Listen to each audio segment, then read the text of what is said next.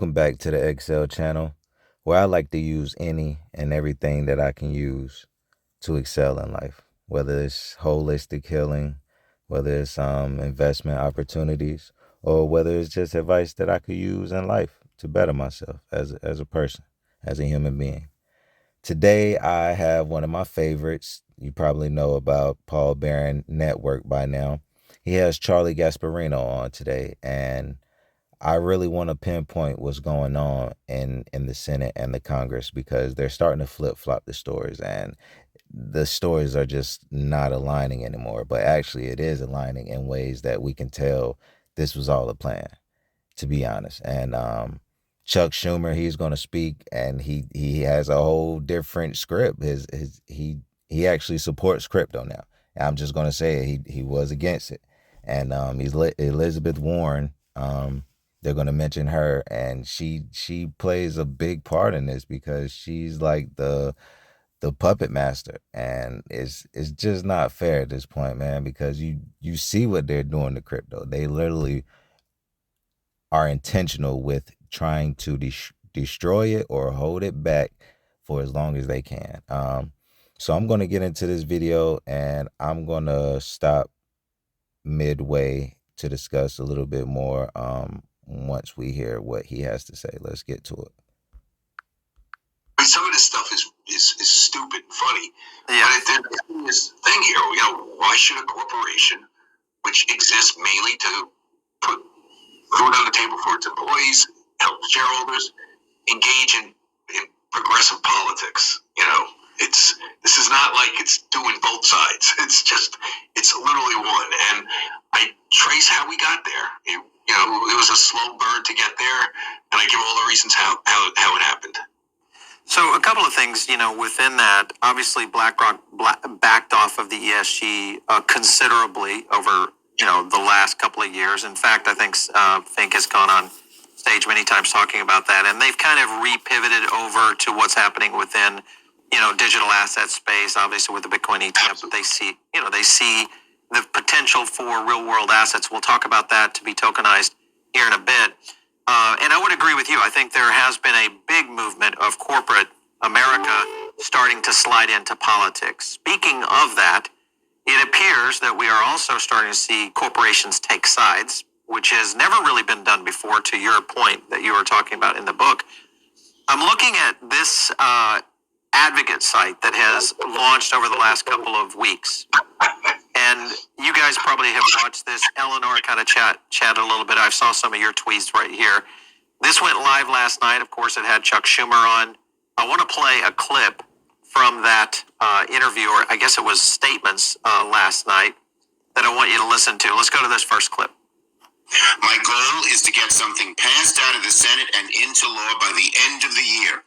We need to help leaders in the House and Senate who have proven track records of wanting to get these things done, who know how to turn on their, quote, pragmatic switch.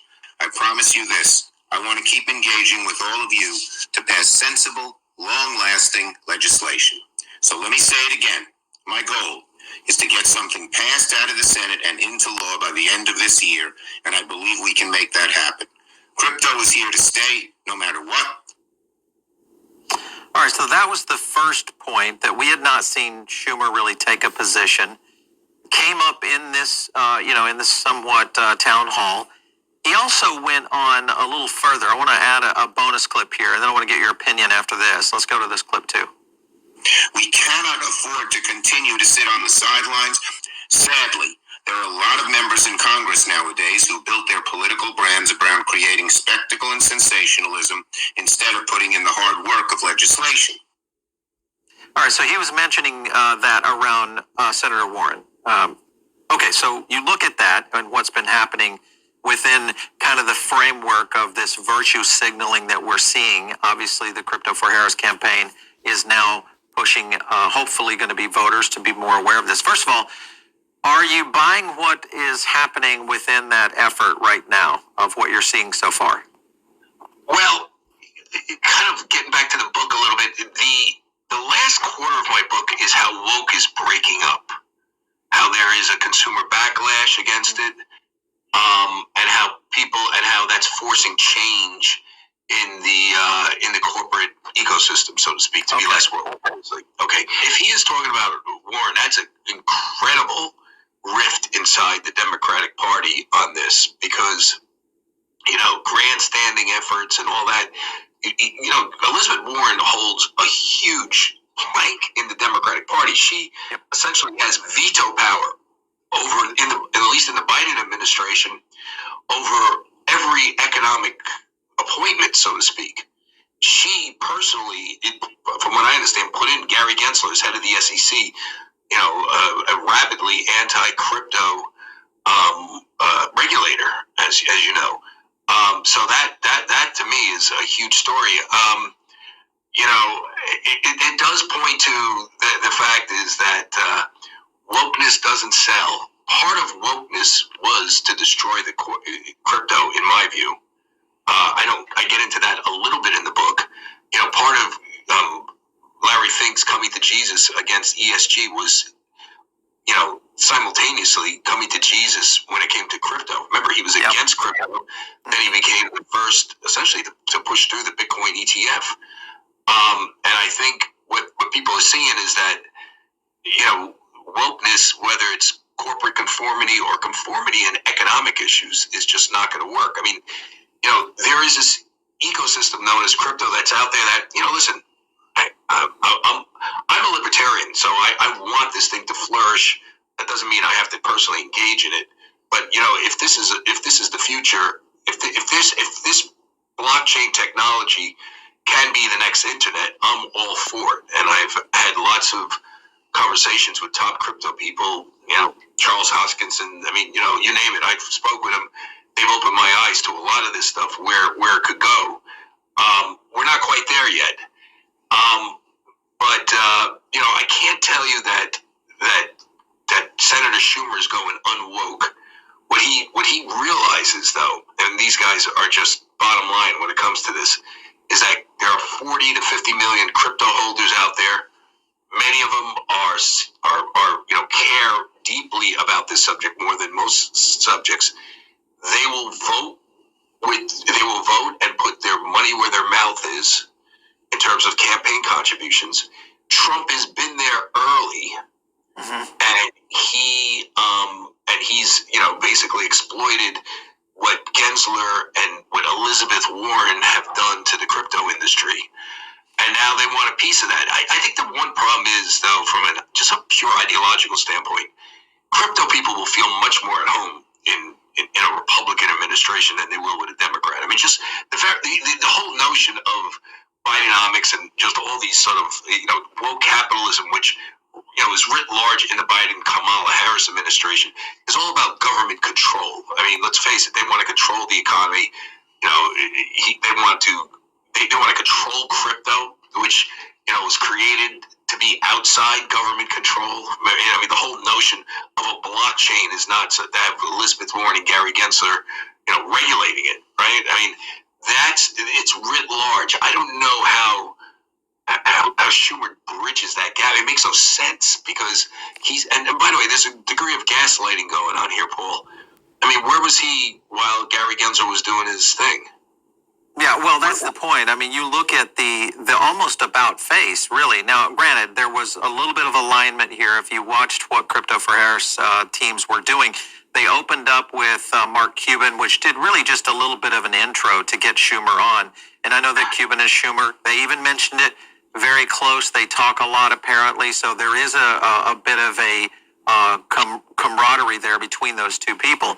And I think that may have been the venue. But to your point, it will be interesting, because we have not seen anything come out of the Harris campaign in terms of official statements around blockchain technology, the situation with Gary Gensler. If you look at the Gensler countdown, this is one of our... All right, before we go any further, let's start with Chuck Schumer. The man is 73 years old, guys. He's been on the Senate since 1999. Let's just start there. We got to replace these people, okay? It's comical at this point, because they don't know what's going on. This man clearly flip-flopped. And let's not even get to Elizabeth Warren and the situation that he said with Ms. Harris, Kamala Harris. She needs her, in a sense. And you see what's going on as far as when Trump mentioned crypto, all of a sudden people realize, oh shit, this is serious. Like there are actually millions and hundreds of millions of crypto users out there, and we have to find a way to control it because at this point it's being adopted across seas and we're behind the eight ball. And I keep telling my people that we're actually at a very good opportunity.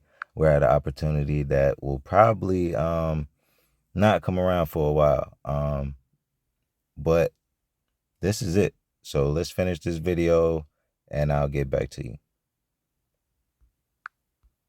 Clocks. This will go into part of that is government control. You know, she is a progressive, and you know, is Harris really going to diss Elizabeth Warren? I mean, she needs Elizabeth Warren right now. I don't think she's going to.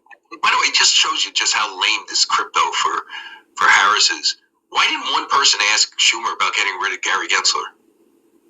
Well, that was the thing. There wasn't really a Q&A. It wasn't a town hall. It was more of a position statement throughout the night. So it was a little bit odd as we watched through it. We recorded the whole thing. It looked a little bit to be posturing for somewhat of a positioning statement, much like what we've seen out of Democrats here recently, is that just not taking questions. I just can't imagine scripted stuff is going to sell to some of the most cynical people. I mean, you don't buy crypto because you believe in because you're not cynical. I mean, you're cynical. You're worried about the future. You're worried about debasing the dollar. You fear government control. Those are all the things that Schumer is against. So it's just so I can't imagine this thing sold very well to crypto. But it is interesting that crypto is a fad. It suggests it's not. It's a legitimate economic ecosystem and maybe even political movement. That's what this kind of says. Yeah, I think that's the key right now. It has become one of the critical components, I think, for the political landscape. And part of this has been done because of what's happened with BRICS in terms of their efforts to de-dollarize, what's happened with the EU, with their efforts on a regulatory front with MiCA. All of that is in alignment with, unfortunately, the United States being a little bit behind the eight ball, not necessarily taking a position yet. Obviously, the Democratic Party has taken no position other than what we know of the Biden administration, which has been very negative, coming out with Gensler and Warren and their anti-crypto army. So you are right about the crypto audience. Very, very cynical, very, very conservative when it comes to this is what we think kind of the future of all this is. What do you... So, in conclusion, the crypto voters could be the deciding factor in this election. And this is very important. This is underestimated and is overlooked at this point. And the Senate and the Congress are realizing, but the average people in society are not conscious because they don't talk about crypto.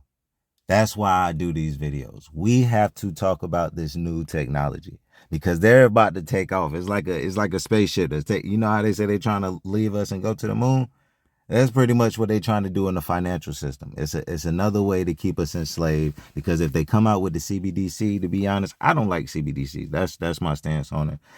It's another control mechanism that's not too far from the fiat system that we currently have.